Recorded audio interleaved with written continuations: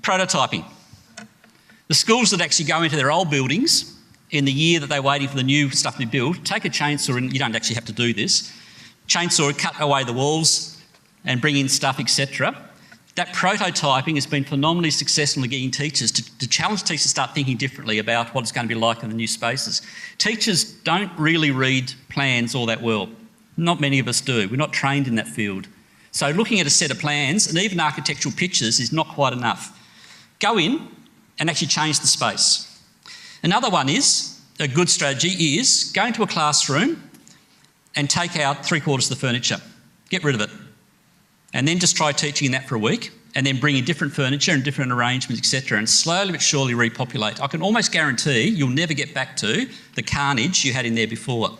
Haven't you ever wondered when you walked into a classroom why it is when you put in 32 desks and chairs for 32 students and there's no room to move anywhere else? And then you say, how can students collaborate? How can I as a teacher move around and talk to different kids? How can I get kids to work in groups, etc.?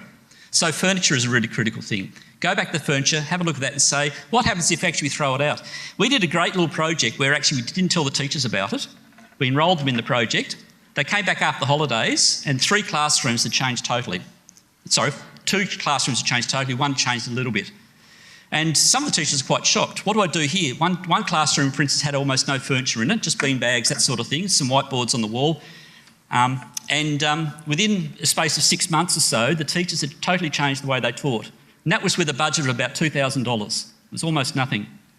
Another strategy is get rid of the whiteboard at the front, get rid of the data projector, get rid of those sorts of things that designate a particular spot to learn. It's going to be fantastic for you to try it out because teachers get lost when suddenly they don't have a space. They have no teacher's desk at the front. They have no data projector or anything like that. And they have to start actually teaching from different places in the room. And the way that slowly but surely changes their approaches. I mean, that's just 3 examples of the sorts of strategies people are putting into place. There's a myriad of them.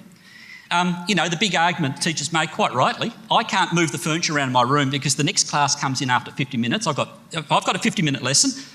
It'll take me 10 minutes to rearrange the furniture at the start, 10 minutes to put it back to where the next teacher wants it. So what we did was we got a sheet of paper and put beside the door, and we had about 10 different or 5 different layouts of furniture for that space.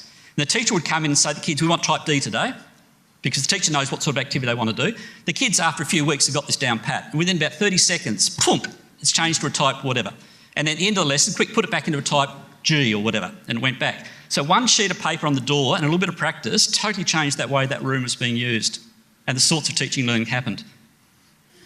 But I do have to say that, and this is the problem that exists in the arguments at the moment, particularly in New Zealand at the moment, where there's this polarisation happening in the arguments. The argument is either you've got a traditional classroom and you've got direct instruction, or you've got total open plan, a room like this with kids everywhere with 5 teachers or whatever. But the reality is these flexible spaces aren't like that. They're those in-betweens. So for us, what we're finding from our research is the best learning space design, generally speaking, is one that allows a teacher to say at any particular time, I've got to sit 30 kids down and make them face the front and listen to me and then write a test.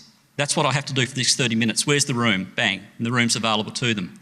Or a teacher says, I want to break my kids into groups of 10 and then groups of 3 and then groups of 1, or individual ones across the span of 40 and 50 minutes. They've got a space there, they can actually do that, move from here to there to there. That's the ideal. So it's outdoor as part of that as well. You know, a flexible learning environment doesn't mean flexible necessarily in terms of walls that move. It means flexible in terms of allows you to teach the way that you think you need to teach for that lesson, allows the kids to learn in the way that they think they would learn best for that lesson. That's the notion of flexibility, and outdoor space is a big part of that.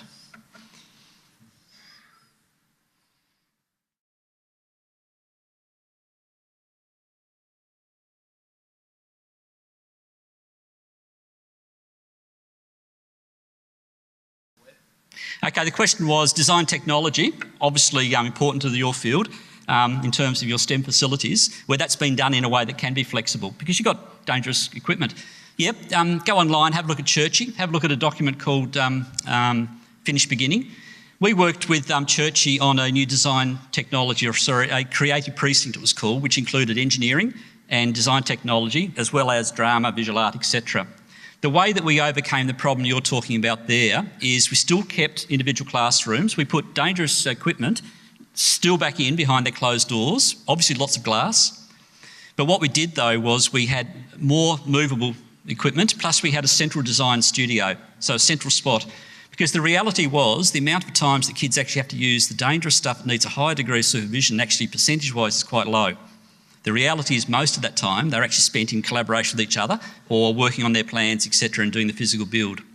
So if you go, there's one example of a precinct, design precinct, that has got a higher degree of flexibility you would normally see in a school. Is it working for them?